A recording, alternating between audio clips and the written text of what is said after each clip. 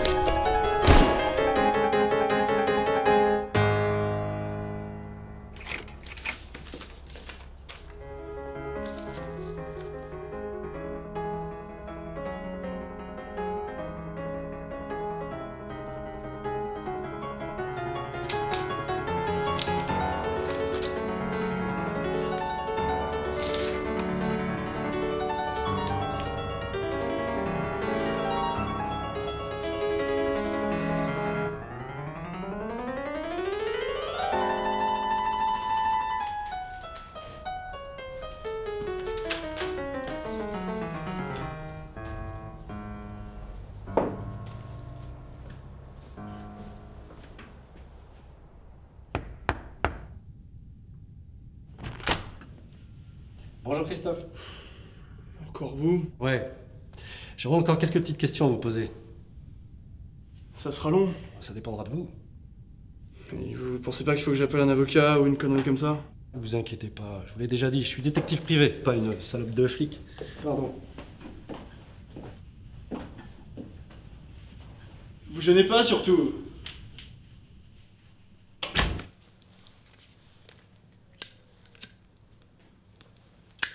On peut fumer? Faites comme chez vous. La dernière fois, vous m'aviez dit que vous étiez très proche de Nolan. On m'a dit qu'il avait aussi des problèmes d'argent, vous confirmez?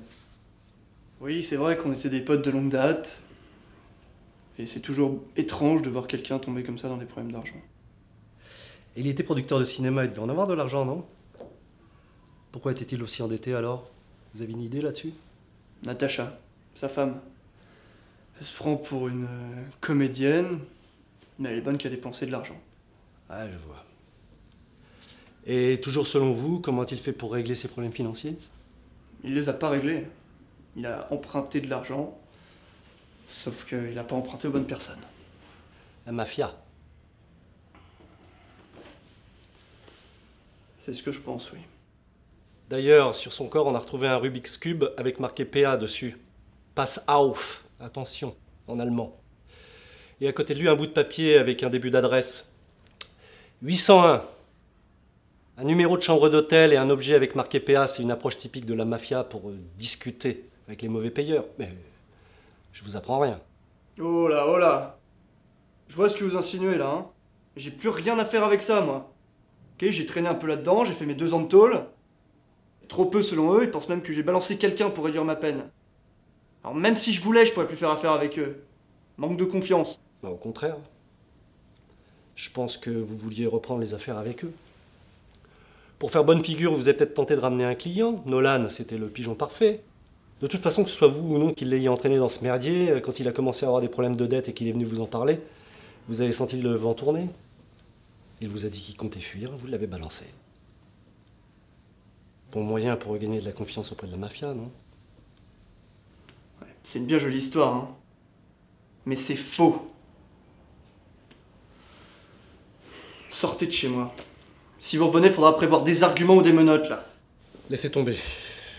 De toute façon, je cherche le meurtrier. Dans tout ça, vous êtes qu'un intermédiaire pas très malin. La mafia a dû engager un de ces crève-la-faim prêt à tout pour quelques billets.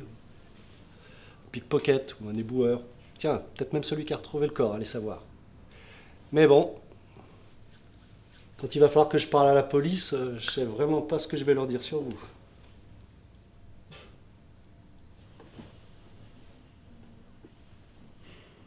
Allez vous faire foutre.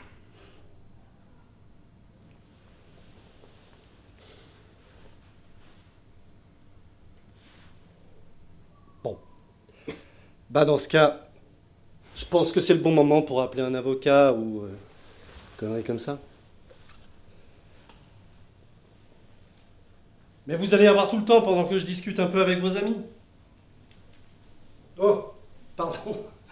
Avec vos anciens amis. Je vais retrouver le chemin.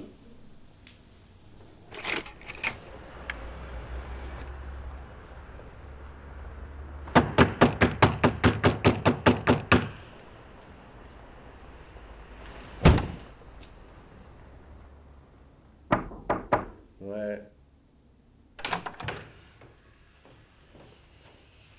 Bonjour Monsieur Nalon. Toujours sur cette affaire du colon? Ouais. J'ai l'impression que tout commence à prendre du sens, mais il y a un type que j'arrive pas à interroger. Sans lui, je peux pas être sûr que tout ce que je pense est vrai. Ah, vous y arriverez. Vous y arrivez toujours. À ce propos, justement, la mère de la victime vient d'appeler pour savoir comment l'enquête avançait. Et elle commence un peu à s'impatienter. Et pour être honnête, elle hésite à vous retirer l'affaire. Dites-lui que j'ai presque trouvé le tueur. Il faut qu'elle me donne un jour ou deux, je peux pas me permettre de perdre cette affaire. D'ailleurs, puisqu'on parle de paiement... Oui, je sais, je suis en retard. Mais je vous paierai quand cette affaire sera terminée. D'accord. Ok.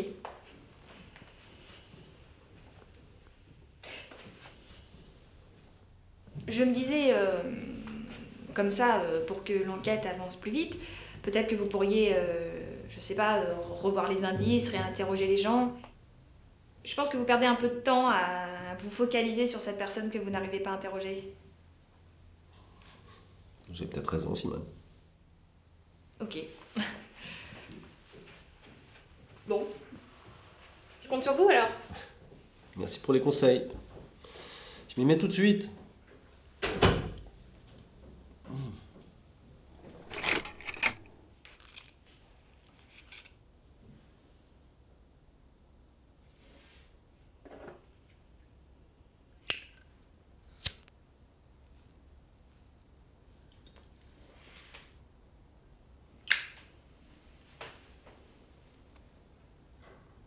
Eh bien, arrêtez de me regarder avec cet air bovin.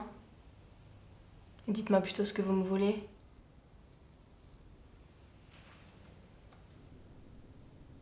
Monsieur le détective. Je voudrais vous parler de la mort de votre mari. Encore? J'ai déjà dit tout ce que je savais à vous et à la police. Oui, je sais, mais j'aurais encore quelques petites questions à vous poser. Rien de bien méchant, mais ça pourrait m'aider à conclure l'affaire. Bon, eh bien, allons-y. Je vais vous aider à conclure. Vous vous souvenez de la lettre d'adieu à son amant qu'on a retrouvée sur le corps de votre mari? Oui. J'ai encore du mal à y croire. Et moi, j'ai du mal à croire que vous ignorez toute cette relation.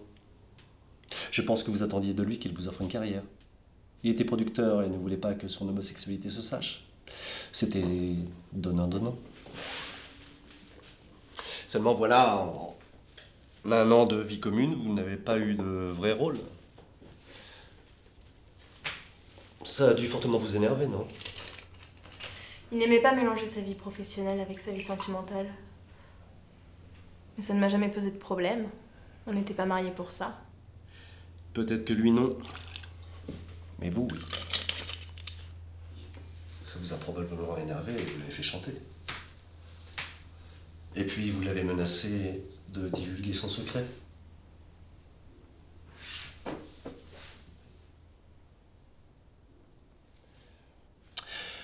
Alors, il a pris peur et il a appelé son amant, qu'il avait toute confiance. Après lui avoir tout raconté au téléphone, il décide de se voir pour en parler. Il prévoit de lui dire son intention de ne plus le revoir et veut lui donner sa lettre d'adieu. Malheureusement, son amant a lui aussi peur que son homosexualité s'ébruite. Alors, Il suit votre mari lorsqu'il quitte votre domicile pour se rendre au rendez-vous et le tue dans une ruelle. Si vous voulez mon avis, ça me paraît un peu tiré par les cheveux, votre histoire. Ah bon? Eh bien pourtant, on a retrouvé plusieurs indices dans sa veste. Un Rubik's Cube avec marqué PA et un début d'adresse 108. L'homme qui a retrouvé le corps de votre mari est un éboueur qui s'appelle Paul Anderson et qui habite au numéro 108 de sa rue. Le Rubik's Cube devait lui appartenir. Il se trouve aussi qu'il travaille pour la mafia et qu'il n'avait aucun intérêt à ce qu'on connaisse sa relation avec votre époux. Et il aurait laissé les indices sur mon mari avant de retrouver son corps. C'est pas très malin. Au contraire. Je pense qu'il espérait brouiller les pistes en retrouvant le corps. Si c'était lui le coupable, il n'aurait pas été la personne qui aurait retrouvé le cadavre. Les indices étaient dans la veste de votre mari. Il n'aura pas eu le courage de fouiller son amant, surtout après l'avoir tué. Belle démonstration, monsieur le détective. Mais vous avez tout faux. Si vous voulez mon avis, vous feriez mieux de regarder du côté de son ami, Christophe. Il traînait dans des trucs louches. Je sais. Je l'ai déjà interrogé. Mais je crois plus en ce que je viens de vous dire. Vous vous trompez. Mais même si c'est vrai, qu'est-ce que j'ai à voir là-dedans? Pas grand-chose. Par contre, je pense que vous savez pertinemment que votre mari est mort à cause de votre chantage, même si vous ne le vouliez pas au départ. Et je ne pense pas que vous l'ayez mentionné à la police. Je me trompe? Alors quand il va falloir que je leur parle à votre sujet, ben, je ne sais vraiment pas ce que je vais pouvoir leur raconter. Si vous voyez ce que je veux dire.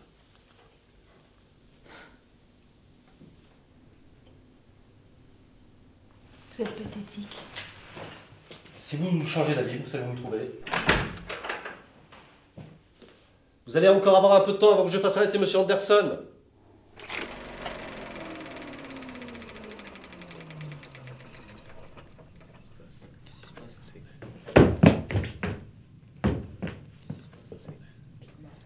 Bonsoir. Il semblerait que nous ayons eu un petit problème technique. Nous avons inversé les bobines. Je vais donc vous les repasser dans le bon sens. J'espère que ça ne sera pas dérangeant. Au revoir.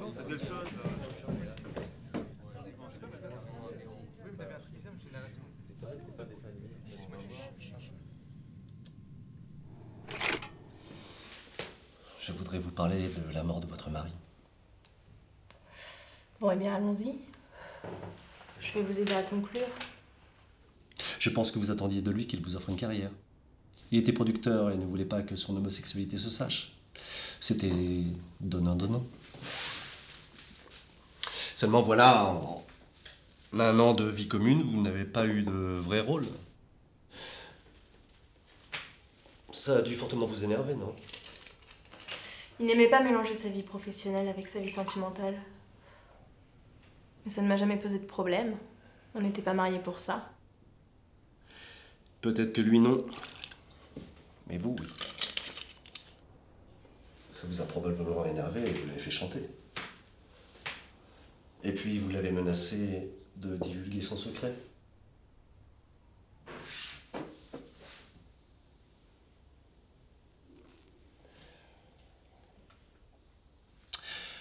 Alors, il a pris peur et il a appelé son amant, qu'il avait toute confiance. Il prévoit de lui dire son intention de ne plus le revoir et veut lui donner sa lettre d'adieu. Alors, il suit votre mari lorsqu'il quitte votre domicile pour se rendre au rendez-vous et le tue dans une ruelle. Vous vous trompez. Mais même si c'est vrai, qu'est-ce que j'ai à voir là-dedans? Pas grand-chose. Par contre, je pense que vous savez pertinemment que votre mari est mort à cause de votre chantage, même si vous ne le vouliez pas au départ. Et je ne pense pas que vous l'ayez mentionné à la police. Je me trompe? Alors quand il va falloir que je leur parle à votre sujet, ben, je sais vraiment pas ce que je vais pouvoir leur raconter. Si vous voyez ce que je veux dire.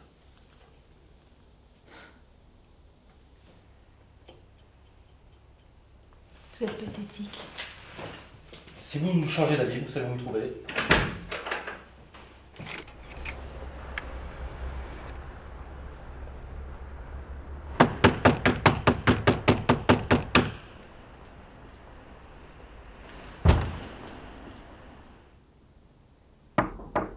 Ouais. La mère de la victime vient d'appeler pour savoir comment l'enquête avançait et elle commence un peu à s'impatienter. Et pour être honnête, elle hésite à vous retirer l'affaire. Dites-lui que j'ai presque trouvé le tueur. Il faut qu'elle me donne un jour ou deux, je peux pas me permettre de perdre cette affaire. D'ailleurs, puisqu'on parle de paiement... Oui, je sais. Je suis en retard. Je vous paierai quand cette affaire sera terminée. D'accord. Ok.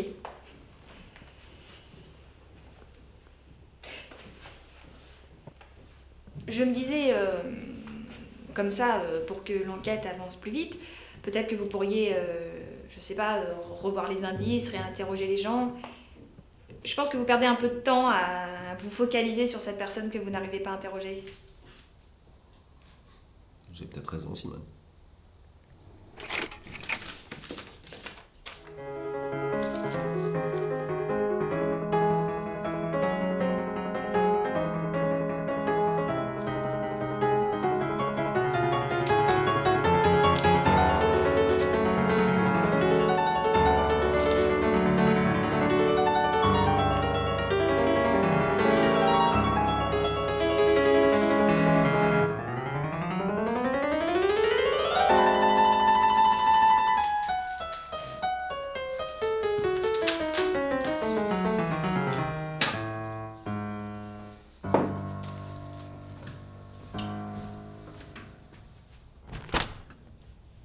Bonjour Christophe.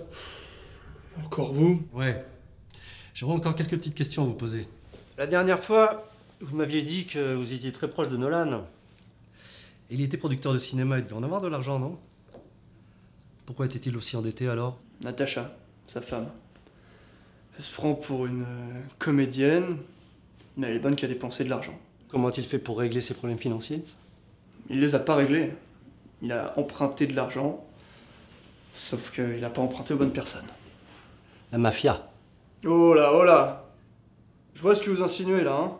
J'ai plus rien à faire avec ça, moi. Ok, j'ai traîné un peu là-dedans, j'ai fait mes 2 ans de tôle. Trop peu selon eux, ils pensent même que j'ai balancé quelqu'un pour réduire ma peine. Alors même si je voulais, je pourrais plus faire affaire avec eux. Manque de confiance. Bah, au contraire. Je pense que vous vouliez reprendre les affaires avec eux. Pour faire bonne figure, vous avez peut-être tenté de ramener un client. Nolan, c'était le pigeon parfait. Vous avez senti le vent tourner. Il vous a dit qu'il comptait fuir, vous l'avez balancé. Bon moyen pour regagner de la confiance auprès de la mafia, non? C'est une bien jolie histoire, hein.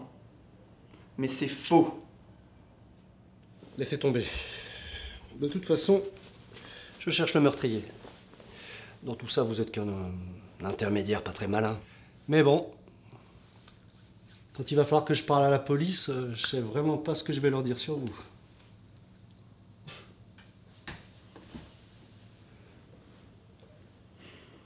Allez vous faire foutre.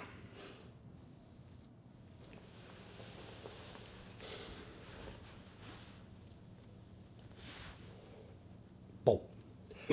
Bah dans ce cas, je pense que c'est le bon moment pour appeler un avocat ou conneries comme ça.